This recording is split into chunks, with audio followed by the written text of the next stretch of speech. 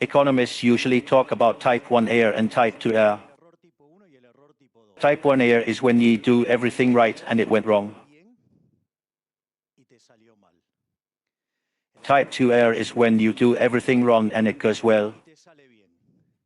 So basically, I come here to celebrate my type 2 error. Because I did everything wrong and it went well. Why? First, because I studied economics. Not very popular. Second, besides, my field is mathematical economics and I specialize in growth. So even less. And as if all this were weird enough, in this country that looks like Mars from how red it is. By socialist ideas, I am liberal, which they are all against. I want to deeply thank the Professional Council and all of you who are here to invite me to this conference. Regarding today's talk, basically it has 4 sections. In the first section, we are going to discuss a little bit about the history of economic growth and the empirical evidence. In the second part, what we are going to see is the theory of monopoly, and with that we are going to see why all of the neoclassical theory is wrong. As if it were enough, we are going to go review the values of capitalism. And to put the fruit on the dessert, we are going to talk about the nefarious atrocity.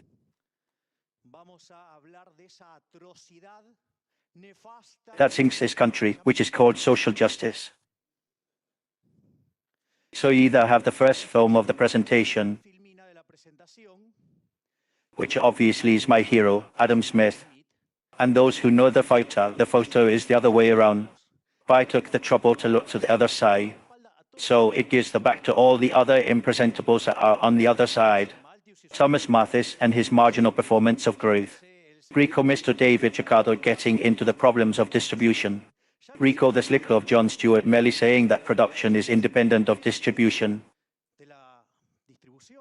Recall the nefarious, the worst, almost the worst of all of Marx, with his theory of envy, hatred and resentment. Obviously, because the worst of the worst is John M. Keynes. And you know why I say am and not minor. And then Mr. Harrod and Mr. Solo. What we are going to do throughout this first part of the presentation is to explain why Adam Smith is as if he were Gardel with electric guitar. And the Rolling Stones gave him a diploma. Basically, here you have the logic of the model of Adam Smith. Let's be rigorous, I'm going to go ahead with it. Adam Smith is the economist that caused mathematics. A guy who wrote 200 years ahead of his time, and out of series, a genius. Something that economists don't usually realize, because they read the history of economic thought by John Peters, who, let's say, died before the theory of growth really exploded as a field. So, I mean, he treated Smith as if he were a whore. But the reality is that per John Peter, I mean, what can I tell you? And economists, they keep reading John Peter, and they don't read those who come after him. They keep saying the same things. The first point is what is called the factory of pins, and the grain yield. This you have read that formidable example. On this rain, that is someone, no matter how specialized they are in making pins. If they sought making pins, they can only make 20 in a day. However, if the task was split into 15 parts, the production per capita jumped to 5,000. I mean, you added work. And the production grew more than proportionally. Those are called growing marginal yields. The other idea, yes, is the idea of the invisible hand and well-being. And that is that the agents guided by their own interests. Yes, even when they don't care about anything else. As all exchanges are voluntary. Let's see, voluntary exchanges. You can only succeed serving the neighbor. Consequently, you can hate the one you have next to you. But if you can't sell your product, you go bankrupt. Therefore, the only way to progress is to serve the neighbor. So, no matter how much you hate everyone, and they're the worst in the neighborhood, they will have to force themselves to serve their neighbor. Do you know why? Because otherwise they will go bankrupt. And that, as exchanges are voluntary, and nothing is stupidity of the flow, as both parties win in the voluntary exchange. That leads to a maximization of the general well-being. The third idea is, as progress has to do with the accumulation of capital per capita, you have to favor the investment. And favoring investment is achieved by saving. Nothing of that increase the consumption. Then that increases the income and that increases the investment. That is the stupidity of the size of a house. It is called Keynesianism. Then the other's hard work. That is here, let's say, you do well and that is strength. And then there are two very important things that are key in what has to do with the theory of modern economic growth, which is technical progress and learning in practice. So now, when we see the logic of the Adam Smith model, it will be seen clearly. Then there's the issue of free markets.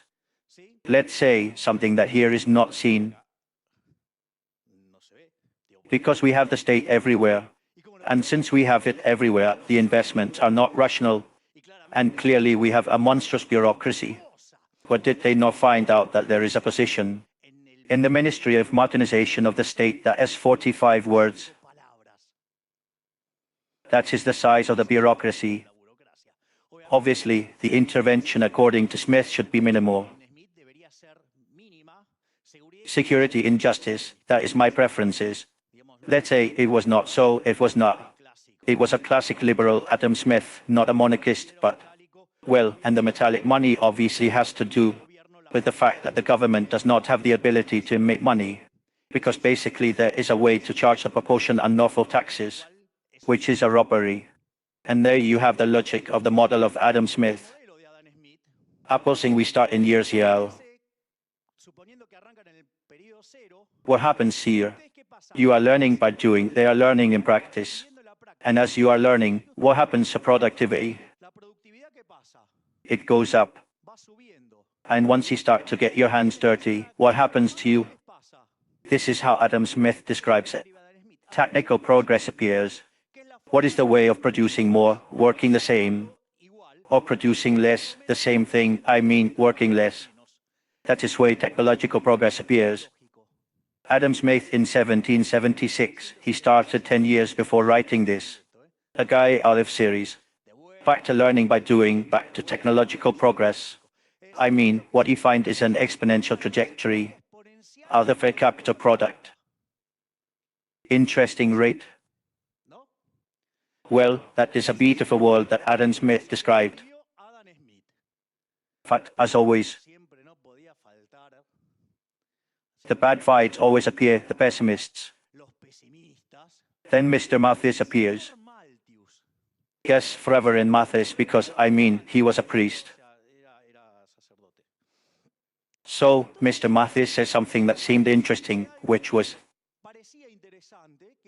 the truth is that you, when you are going to choose some lands, choose the best ones.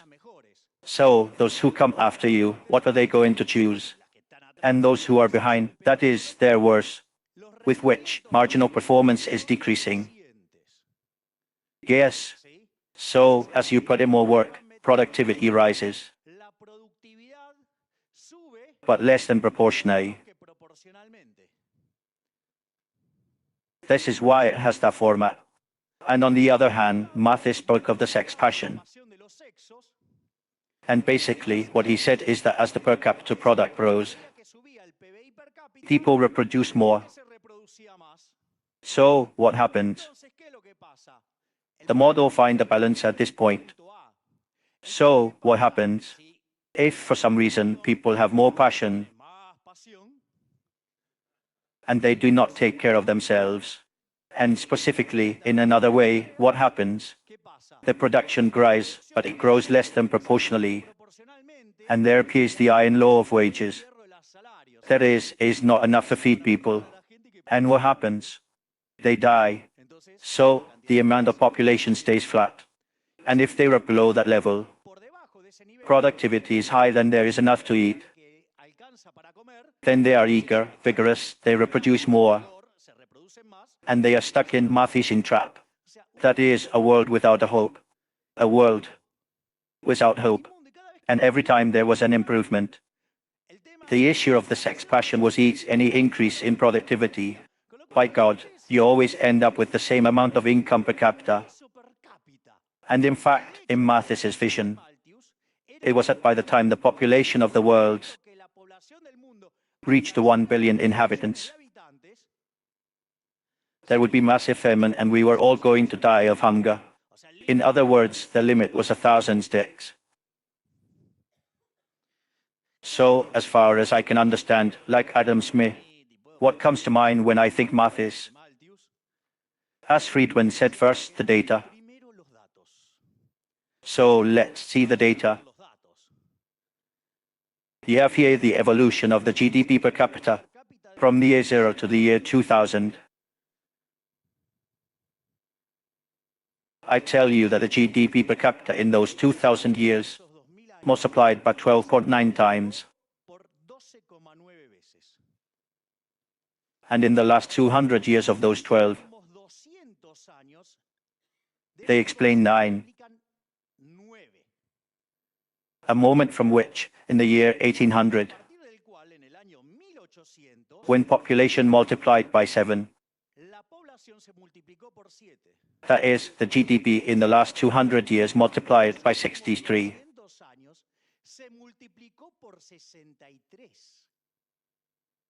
Malthus phone Malthus. Do you know what Maradona would tell you? I'll say. But what is wonderful? Not only is there an explosion of wealth, the wonderful thing about this world, as Adam Smith wrote, you know what? It was an understatement when I said that he was Gaudo with electric guitar. The boy saw her like no one else. I mean, no one saw her like him. In fact, today, having the data, we have scum like Pakati, who say that the world is heading for a catastrophe. I don't understand you. I swear I don't understand you. What data are you looking at? The projections of him, which he pushed for the 20th century, is 700%. Oh, of course, well, more or less. So, to continue with this idea, because it is very important, if you look at what we just saw in terms of production function, it looks like which one? Malthus or Smith? That one is pure Adam Smith. What is the logic of what is behind the exponential curve? And see what is tending towards. If you look at this graph, it is very important. It shows that between the years 0 and 1800, the GDP per capita grew to 0.2%. It means that for the first 1800 years, Malthus was not so bad. Now, what happens when you take the Industrial Revolution in the 19th century? The GDP per capita accelerates by 33 times. Dies telephone, something happened there. But it did not stay there. But when you look at the first 50 years of the 20th century, it jumped to 1.6. That is, it accelerated again.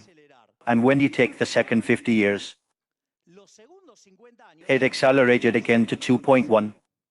And this is not all, because there are studies on growth accountability that show that national accounts underestimate this effect by 1.1, 1.15.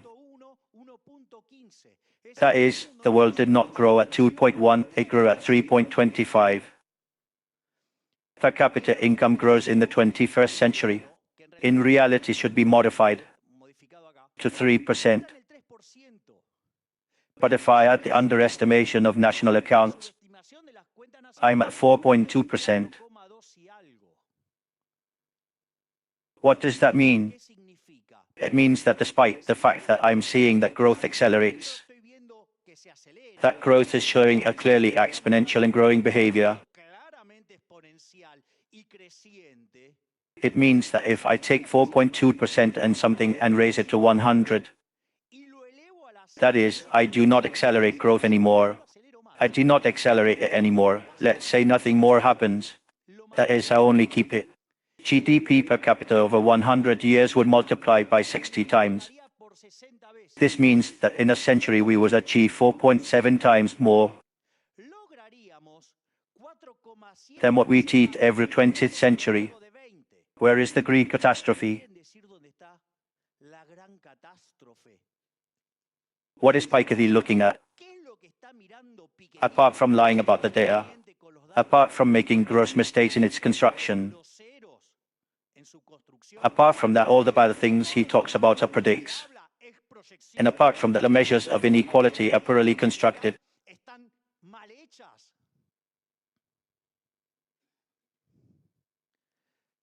This graph is very important because what it shows is how long it took humanity to duplicate GDP per capita.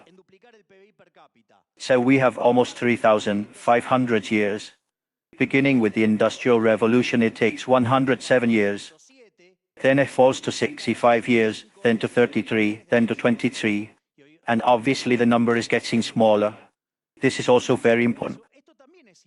If you notice, these are the countries that managed to duplicate GDP per capita. How long did they do the take? But they are also chronologically ordered. The first one to double its GDP per capita was the United Kingdom, and it started in 1780 and took 58 years. The second to achieve it was the United States, which started in 1839 and took 47 years. Then Japan did it, starting in 1885, taking 34 years. Italy in 1890, 21 years. Spain starting in 1950, 18 years. Korea in 1909, and China, which is the one that achieved it most recently, took 7 years, starting in 1987.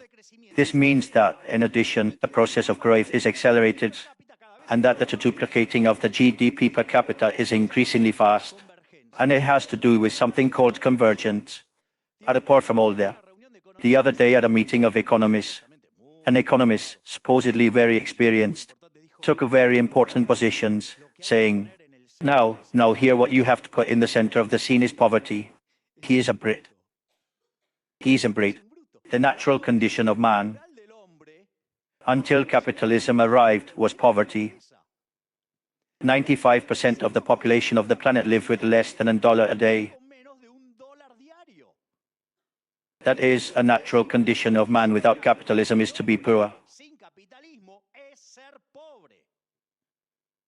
And when you have capitalism, despite all the traps that they put everywhere, the number today is below 5% of people are below the poverty line. The solution is more capitalism. The solution is more Adam Smith. No more intervention by the state.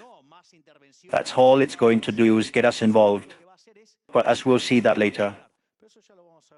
What's the point? The point is that if you look at that production function that explains growth, it's a production function that shows growing performance. And growing performance is not consistent in the neoclassical theory.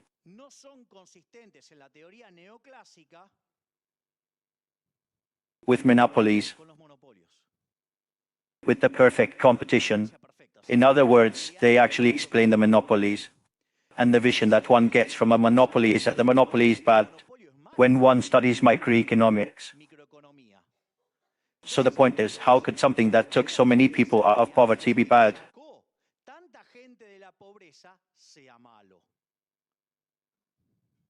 Where is the concept of perfect competition in Adam Smith? That is a neoclassical construction. Why? Because when the neoclassics had to choose between the factory of subsidiaries, that is, the growing performance, and the invisible hand, placed in the vision of Pareto, where everyone maximizes. If you have a growing function, what is the problem? That supposedly they can't find a maximum. So, the figure of Pareto, maximizing well-being, maximizing consumers, and maximizing variables to be able to deduce demand functions. I said, of course, then I didn't give him the optimal Pareto. You know what the optimal Pareto is? It seems like garbage to me. And I'm going to explain it to you. This one wants to undermine everything. Well, partly yes, but the issue is the following. The optimal Pareto says what is an optimal Pareto, or situation that is not optimal Pareto. When you can improve someone without making someone worse, that is called better Pareto. It means that they were not in the optimal Pareto. When that runs out, they are already in the optimal Pareto. Look how easy it is. Now let's look at this example. Suppose Edison appears and invents the lamp. How do you think the candle makers were? I'm going to give you the technical vocabulary. The horse, they wanted to kill him, Now, I say, all this conference is possible thanks to Edison's invention. I say this because with the candles do not generate much light. The reality is that technological progress generates that. But then what? I'm going to mistreat technological progress in the name of the optimal Pareto, because now I'm going to apply a little more tone of life. Suppose that a pill cures all else is invented, so that people will live forever and young. In other words, as my friend Jose Luis Cordero says, we are going to see the death of a death. The fraud that says that in the name of the optimal Pareto. Come and accept responsibility for the burials, for the cemeteries, for those who make the hunkers. I don't give a damn. In other words, I prefer to live, not die. In other words, so that you have an idea of how stupid this is, that sometimes the economic theory is loaded with. So I'm going to simplify the concept of monopoly, which is the one that Lord Edward Coke gave. In other words, look at what a name, Coke. I thought it was an advance. Basically, what I said is that there are two types of monopoly in the background. There is the legal monopoly and the situation in which a company is left alone. What is wrong is the legal monopoly. That is where the state, I should say the current monarch, uses the repressive apparatus that is the monopoly of violence, so that you cannot compete with others. I mean, of course, then, the one who stays in that trap. And they hunt in the sea. And of course, people are for the sake of it. I'm face. I mean, but that doesn't mean that a monopoly is bad. Because if in reality the monopoly is that of a single company is left if the market, that competing with a law, managed to sell a product of better quality at a better price, is a hero, is a social benefactor, well, the neoclassical economy is left with this picture, that you have marginal income equal to marginal cost, and from a determine a price that would be above the competitive, and you have an income. Of course, because it is an exercise, a world of partial equilibrium, put it in general balance and in dynamic times. Others are going to come in. Or do you think that God is going to be making money? And everyone is going to say to me, oh, look how he makes money. Now, except that the monarch, that is, the state, blocks the entrance. I mean, as you can see, the problem is always a state. And now let's go to the other point. Why, let's say, the neoclassical theory, that a perfect competition needs so many players. Another stupidity, an absolutely deranged concept. Nothing to do with what Adam Smith said.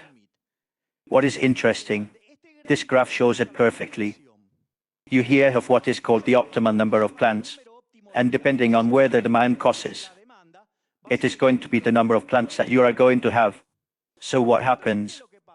If you have, let's say the demand is here directly, then the optimal thing would be for there to be a company alone, because the cost you would have associated with two plants would be much higher than one. So there is room for one. The breakpoint is basically this. If the demand curve was on this side, the cost of having two plants would be lower than having one. And then what would happen? There would be one more plant. There would be room for one more company. So how much is the maximum inefficiency that there can be? It is this little triangle that is here. Yes. If the demand is right, it cuts there. Now what happens? As all plants would be the same. The triangle will always have the same size. So how do they make that potential inefficiency disappear? That the number of companies tends to be infinite. So a finite number over a number that tends to be infinite, how much does it give? Sir. So they have the perfect competitive balance.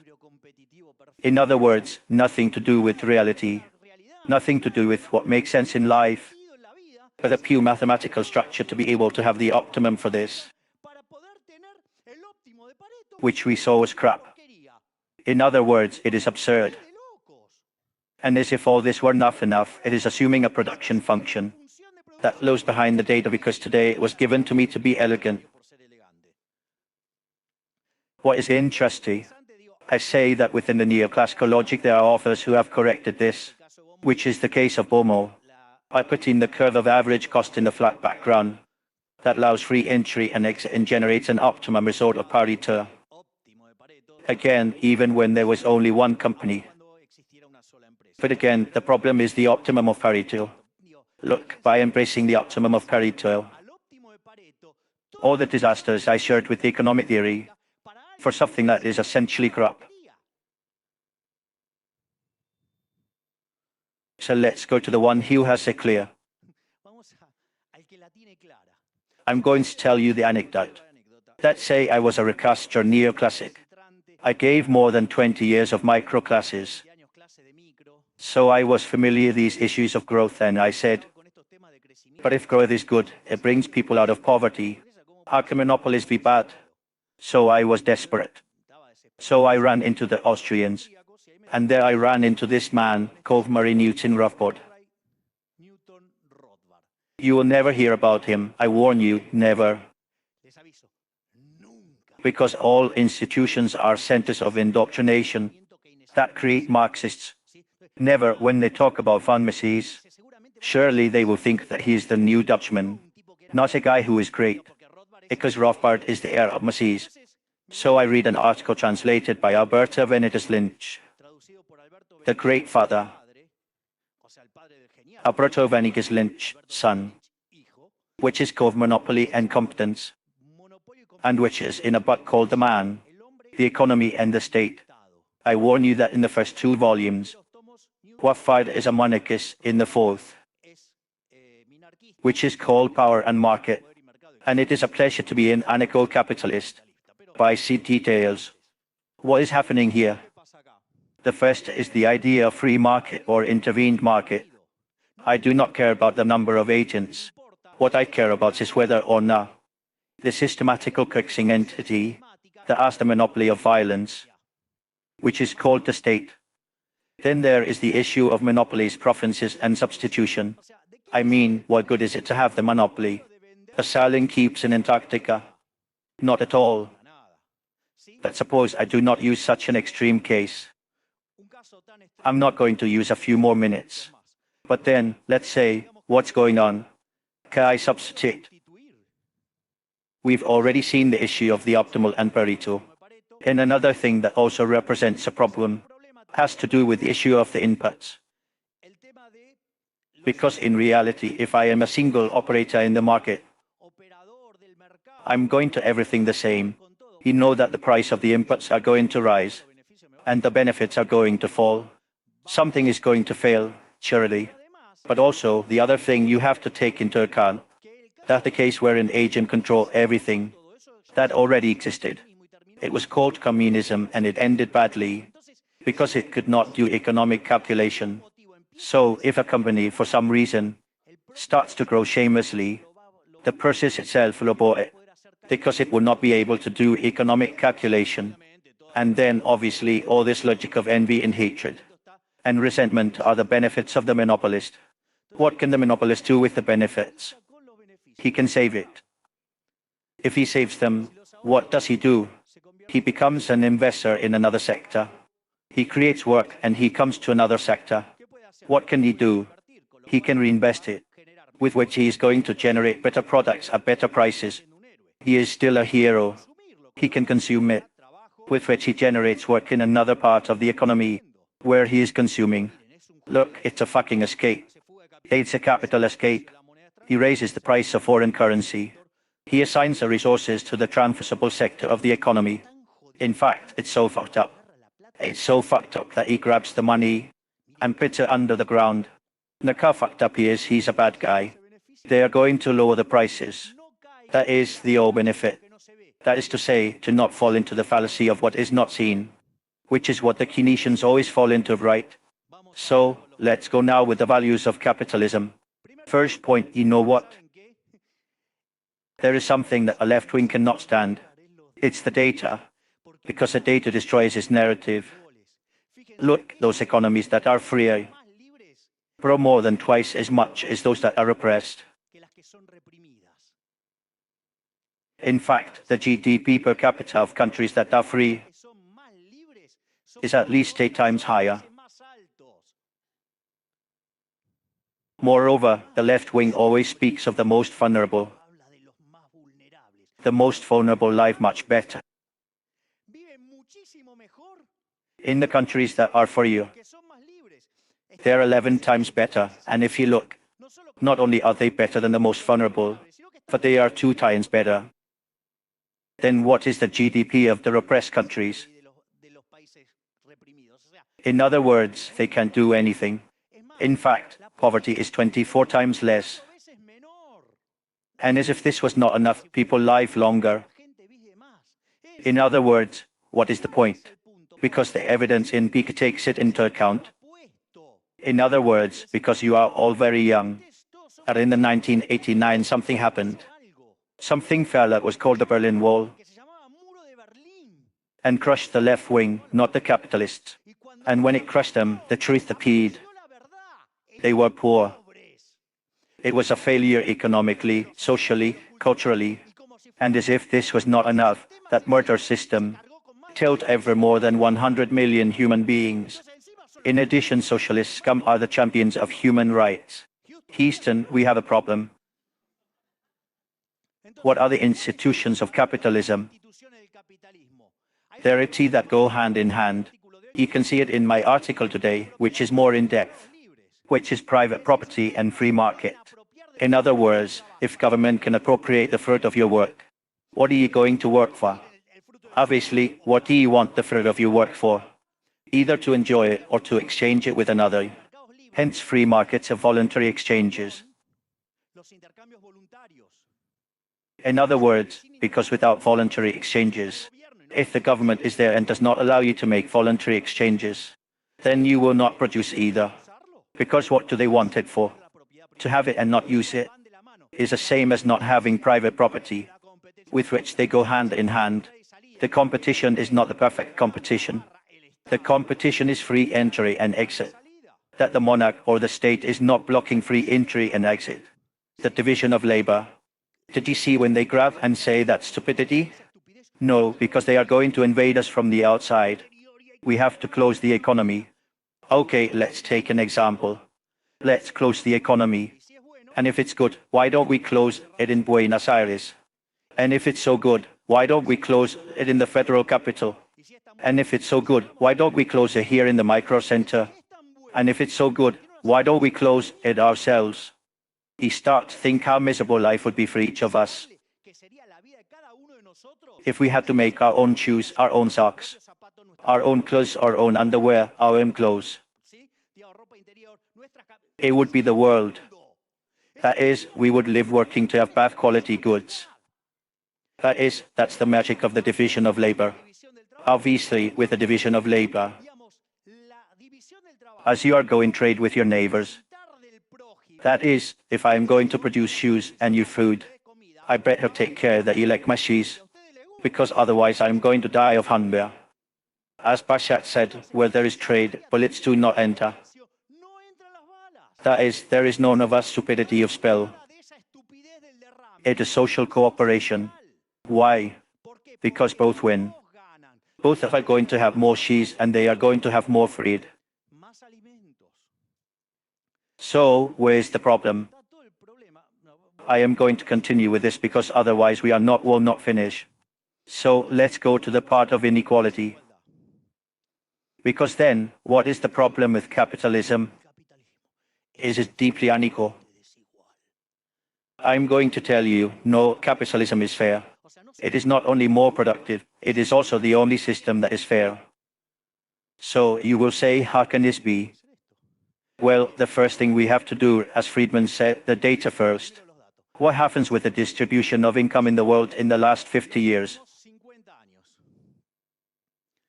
When you examine this, it is a normal log or square chi. That is, we have the fashion of the left on average. What happens? This means that it is concentrated. As it is flattening, it becomes more egalitarian. Well, that is the same as a genie begins to fall. This is 2003. So this it is much better than in the 1980s and better than in the 1960s. Look at it today. The convergence process itself shows that the inequality between countries is falling. Hello? More data. Less lies and less ideology. Or keep the ideology you want, but don't lie about the data. Why is social justice unfair? First, the logic of populism. What is the logic of populism? The logic of populism. Guess who invented it? It was Alfredo Barrita, who was Mussolini's advisor. He was the one who created all the functions of distribution of income in all parts of the format of chi-square, the normal log. This means that 75% of people have an income lower than average. Because fashion is running to the left. That means that when you talk, we are going to take from the rich to give to the poor. You're talking about 75% of the population. That is why politicians always tend to go for populism. And the more populist they are, and if there is no one who on the other side tells you that you are messing up, it will not end well. Look, it is very simple. Argentina, when it started with this stupidity of redistribution of income, that is social justice, was the fifth richest country in the world. Today it is the 55th. The data is conclusive. We look at this jerk of the present state. In the 1970s, we had a high per capita income in Japan. We doubled the size of the state and we doubled the number of poor. Do you want to tell me who benefited from the present state and the redistribution of income? Because surely it is not the people. Well, some people too. They are called politicians. What was Milton Friedman's vision about this? He says it's the same one that John Stuart Mill had. He says, when a society puts equality of a freedom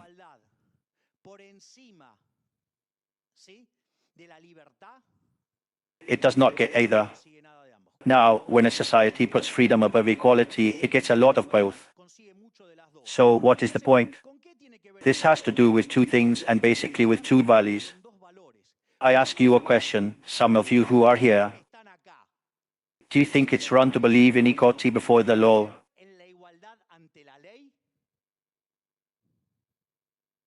Should we be treated in an unequal way before the law? Okay, we all agree to equality before the law, which is an achievement of capitalism, and the idea of freedom is a good concept. The other question I'm going to ask you, is stealing good or bad? We all agree that it's bad. So let's see what redistribution of income does. For example, through progressive taxes. In capitalism, the only way you have a way of being successful is by serving your neighbor with a better quality good at a better price. That is, when you study microeconomics. The remuneration of factors is the value of the marginal product. That is P by marginal product. The price is given by preferences and scarcity. That is, if you do not serve your neighbor, it's worth zero. So you won't be able to pay anything for the factors. And the other thing is productivity. If you produce more to a good than is worth, you will have better remuneration. So what happens when you put a progressive tax? That is, that you are going to charge more than proportionally. Because you're in more. First, it is deeply unfair, because it treats people in an unequal way under the law. Specifically, it implies punishing the successful. That is, it is a measure of envy. It is a measure of hatred. It is a measure of resentment. Not for nothing, it was in the recommendation of Marx and Engels, in the Communist Manifesto. Yes, and also, when you punish the successful, the distribution is not independent of production. So, what happens? If you are not going to be able to appropriate the result and the fruit of your work, you are not going to work. The production is going to fall. In addition, the market is a process of discovery. That is, the cake that is generated, that later you see how it is distributed. In the middle, there are people who break. There are people who are doing well. There are people who are doing more or less. That is, it is a process of dynamic discovery, with which there is never a cake that is going to be distributed. It is a cake that is being generative. In each market interaction, capitalism is not only much more productive, but it is also the only one that is fair. It is superior in ethically and morally, because it treats everyone the same under the law, and it is also not based on theft. Therefore, in the face of this situation, you must find and face a system of values. The system of values of communism and socialism, or any version of socialism, are envy, hatred, and resentment, punishing the successful, stealing the fruit of work by force. This is like the example when I talk about the guy who invented the bikini, and next to him, there is a guy who has a postdoctorate and is dedicated to studying the left leg of a fly. Who cares? How much is that worth? Zero. Thank you, they pay you something. And the other one says that he is a boy who only has a high school degree, and that one day he was looking at the woman. Did it occur to him? He said that it is good that all women are like that. And he created the bikini and has a lot of money. So the postdoctorate is deeply envious, because he does not have cause or anything. And the level of life that this guy has, that only has a high school degree. So what can he do to fix it? First, do something for people to want their product. But for that he has to accept that what he does is crap. Well, that seems to be a solution. Something difficult for some people. So another alternative he can do is go and steal directly from this man what he has earned. But we all know that doing that is a bad person. Who does that? He is trash. Then a figure is invented. That is called the neighborhood postman, the biggest of all. And I tell him to go and steal his goods from the bikini inventor and give them to me. Now I feel calm because he gave them to the postman, and one of the things that happens in the middle, the postman is not an idiot. The postman realizes that for him, that can be phenomenal business, because he is going to give it to this boy. Then he gives him the right thing, so that he does not complain and the rest is left to him. What happens with that system? It collapses, that is, it becomes a looting society and falls, which is what happens in Argentina. As my friend Lazar says, I believe that my children will end up envying the welfare of Somalia. So guys, you who are still young and still have a lot to fight for, you have to choose between the values. The values are those of socialism, which are envy, hatred, resentment, violence, death, or trying to progress. working, living from the fruit of your work, and serving the neighbor for a much better world. The decision is yours, guys. Thank you very much.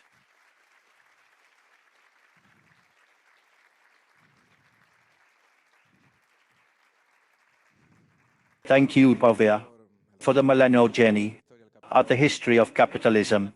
No, capitalism is the last 200 years. The previous poverty is when it was lived in another way. Well, there is no space left for questions, but you can actively follow Javier on networks, media, newspapers, everywhere. And don't forget to buy again. Support the new book with the Gurj community. Thank you very much. Well, but I have a question. So I've fun for a while. I say if it's diet red, it is better because I have more fun.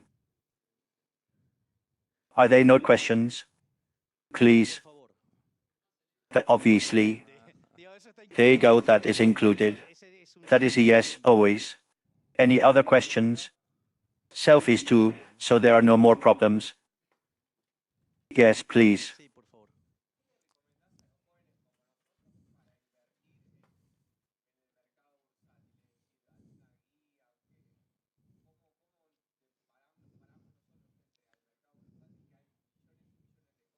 He studied.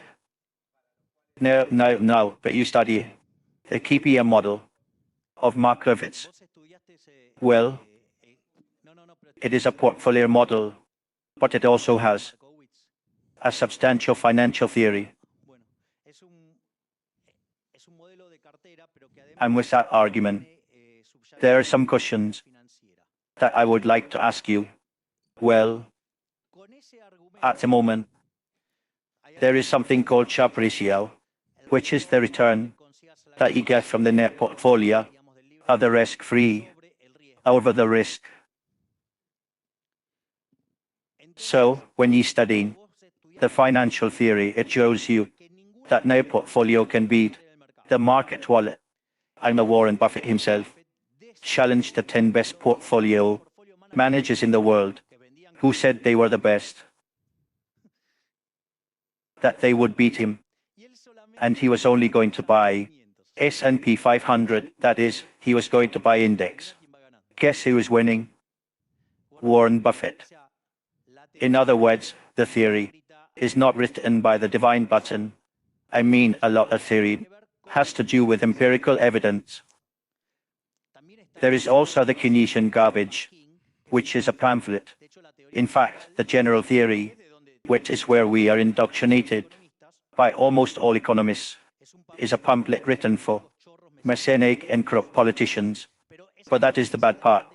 I mean, if you adhere to that, you are going to live frustrated, because everything is going to go wrong. You're always going to screw up, and everything is a path of frustration, unless you are a politician.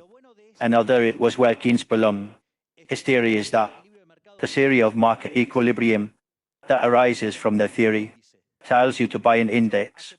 In fact, recently, it was published that the Norwegian fund, which is interesting, a socialist country, but that invests with an investment fund that also buys index, because it buys such a diversified portfolio, at least it's like the one that is better than the economic theory. Do you know how much they earn? 6% in dollars every year systematically. Do you know that if you look at what is the scam of the distribution retirement system? Point one, it was invented by a fool. Yes, it was Bismarck, because when he created the distribution retirement system so that they retire at 65 or 70, people at that time lived 35 years. I mean, he was a criminal. But if you're anyone who has made financial calculations, Argentina, take the average income of an Argentine, and with that average income, they get 22%, which is what the workers provide. And what they provide, let's say, the patronage for retirement, now capitalize on 3%, let's say, a mediocre price. Think that in Argentina, in the last, well, throughout history, 3.6% average. That 3 is a mediocre number, especially where we are with respect to the developed countries, and especially at the speed that converges. But let's suppose that we grow to 3, and that we capitalize on 6. Do you know that they a fund, when they reach the end of their active life, of $1.2 million? Let's suppose that it yields 5%. It gives you $60,000. It means that it is $5,000 a month. Do you know that there is a average retirement in this country that earns 90,000 pesos per month? Guess who benefits by handling the budget boxes? Everything is said. The state is a source of poverty. What does the state produce? Nothing. It produces taxes. That is, and you, so that businesses improve with more taxes. They are a source of destruction of wealth. This kills me with these people. No, because we want the present state. It is the same thing that I tell them. You know what? I'm going to call the cops. I'm going to put them inside my house. I'm going to tell them where each of the most valued properties are. I'm going to call the bus. I'm going to help them all get on the bus. And when they leave, I say, thank you for stealing so much. I mean, we are a stupid society. So, every time you get into the state, you could have 90,000 retirements, and look at what there is. Any other question? We have one here from the public. Please.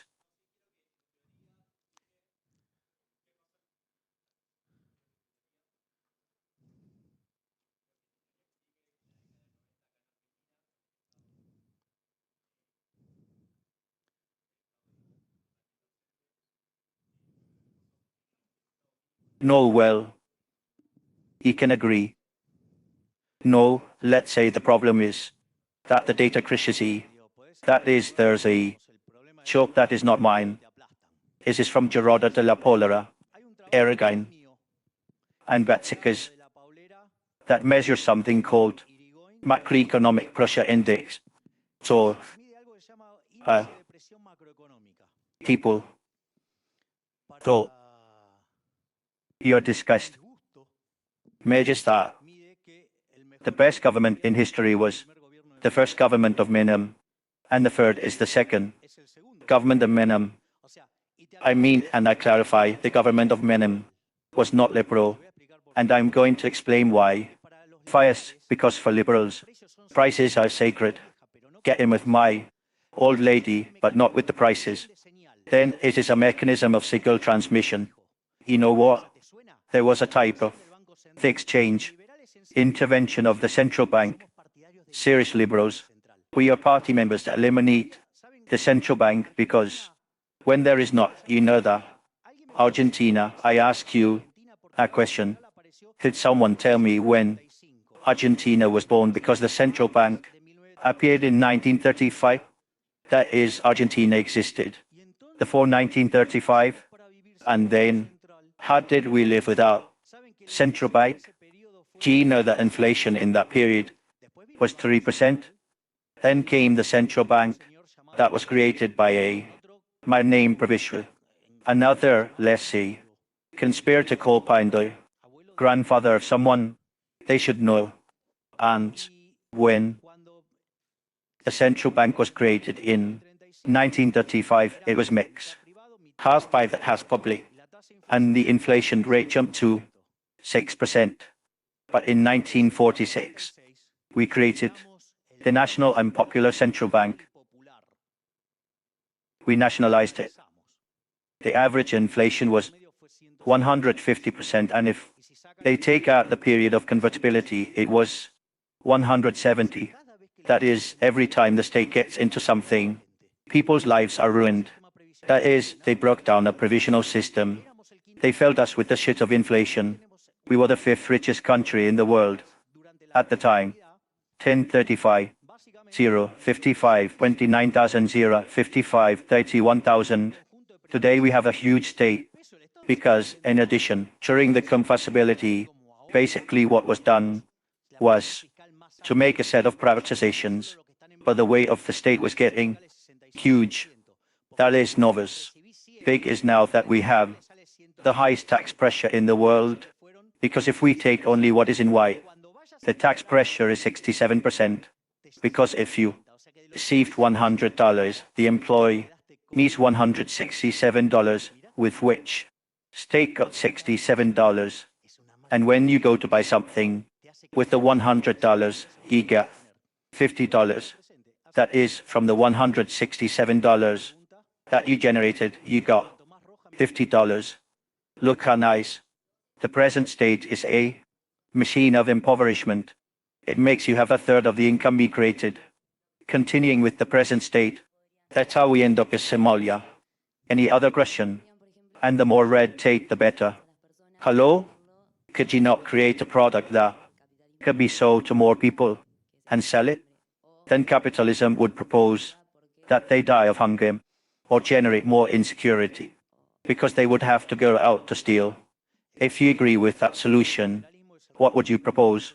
Let's see first, capitalism. In reality, liberalism is the respect and restriction of the next life product, with what stealing is not in any of the solutions. On the other hand, he saw that those countries that are more free, not only that they are 8 times richer than those that are thus free, but also the most vulnerable are twice as wealthy as the rich as those who live in oppressed countries. That is, do you see that in Venezuela, with so much socialism, with so much the role, with so many people who worry about the next meal, is it going well for them, or do they not have to eat? Is Kieva's prison island a place that is pure prosperity? Is North Korea fantastic? No, they are miserable places. They are hell on earth. That is, it is not true that the first thing you should never do in your life is to judge things by their objectives, but you have to judge by the results. In reality, and all the places where a good war was imposed, yeah, let's say it generated poverty. It was a failure economically, socially, and culturally. For example, look at what the buildings were of the Soviet Union, and look at what they were in the United States.